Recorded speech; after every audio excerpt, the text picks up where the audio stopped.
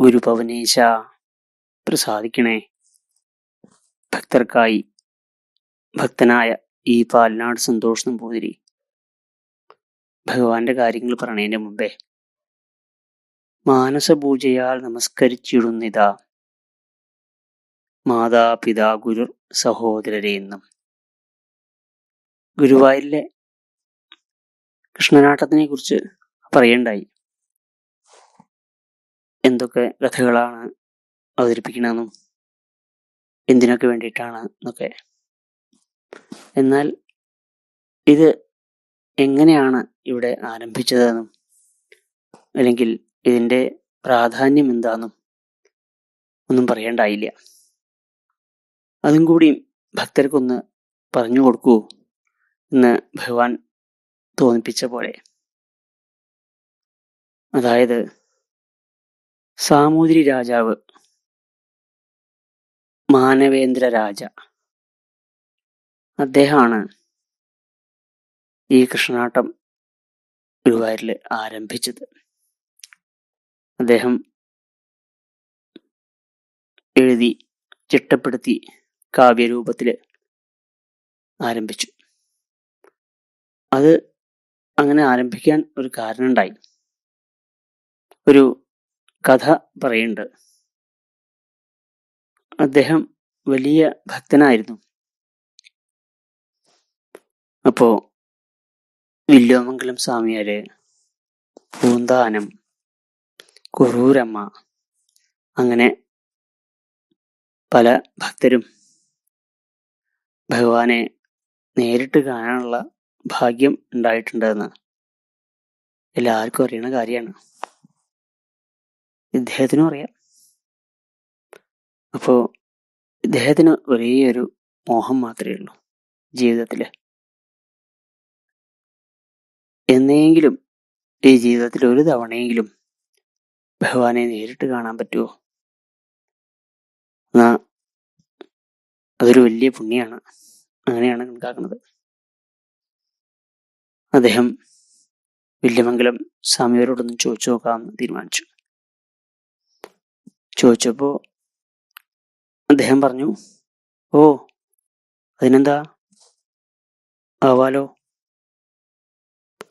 അപ്പോ ഇത് കേട്ട് നിന്ന പൂന്താനവും പറഞ്ഞു, ശരിയാണ്, ഭഗവാൻ ഉണ്ണിക്കണ്ണൻ ദിവസേന ഇവിടെ വരാറുണ്ട്. ഇതാ ഈ എരഞ്ഞി മരത്തിന്റെ ചൂട്ടില് ദിവസേന വരും. എന്നിട്ട് ഉണ്ണിക്കണ്ണനായിട്ട് പട്ടുകോണമൊക്കെ ചുറ്റി, അങ്ങനെയാണ് ആ പ്രായത്തിലുള്ള ഉണ്ണിക്കണ്ണൻ. വീർതിയൊക്കെ കാണിച്ച് പൂക്കളൊക്കെ പറിച്ച് ദിവസേന കാണാറുണ്ട്. നാളെ വന്നോളൂ, അങ്ങേക്കും കാണിച്ചു തരാലോ. അപ്പൊ തന്നെ വില്വമംഗലം സ്വാമിയാർ പറഞ്ഞു, കാണാനേ പാടുള്ളൂ കേട്ടോ. ഓ നീ കണ്ടാ തന്നെ ധാരാളമായി എന്ന് മാനവേന്ദ്ര രാജ അദ്ദേഹവും പറഞ്ഞു. പിറ്റേ ദിവസം വന്നു. ഭഗവാൻ വന്ന് ഉണ്ണിക്കണ്ണനായിട്ട് പട്ടു ഗുണമൊക്കെ ചാർത്തി അല്ലെങ്കിൽ ചുറ്റി കളി തുടങ്ങി.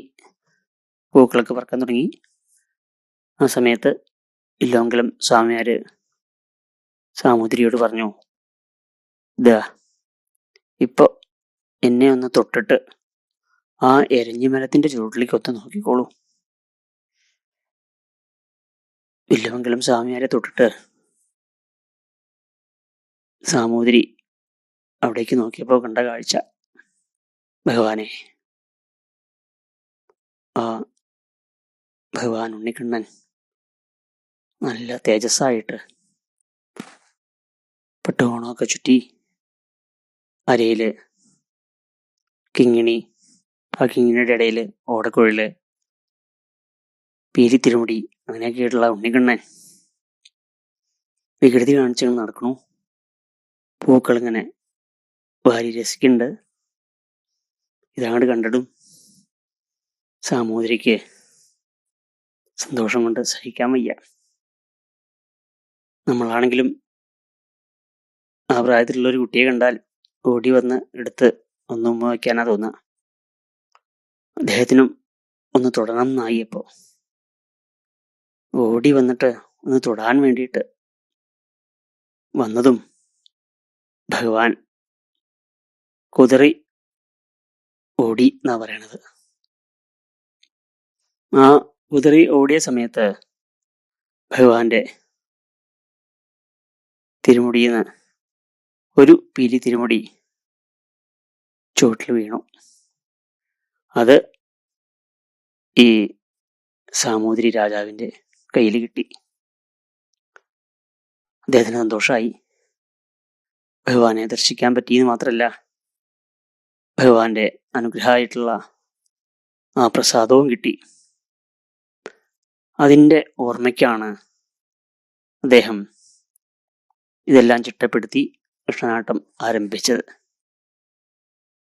ഇന്നും ആ കൃഷ്ണ കിരീടത്തില്, കൃഷ്ണമുടി എന്നാണ് പറയുക കിരീടത്തിന്, ആ പീലി ഉണ്ട് എന്നാണ് സങ്കല്പം.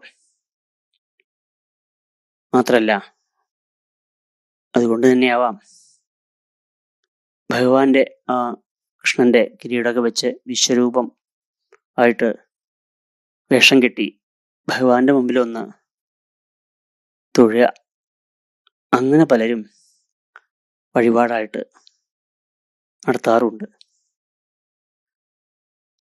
അങ്ങനെ പലതരത്തിലെ അത്ഭുതങ്ങളൊക്കെ കാണിച്ച്, അല്ലെങ്കിൽ പലർക്കും ദർശനങ്ങളൊക്കെ നൽകി അനുഗ്രഹിക്കണ ആ ഭഗവാൻ എല്ലാ ഭക്തരെയും അനുഗ്രഹിക്കട്ടെ. നാരായണ അഖില ഗുരു ഭഗവൻ നമസ്തേ.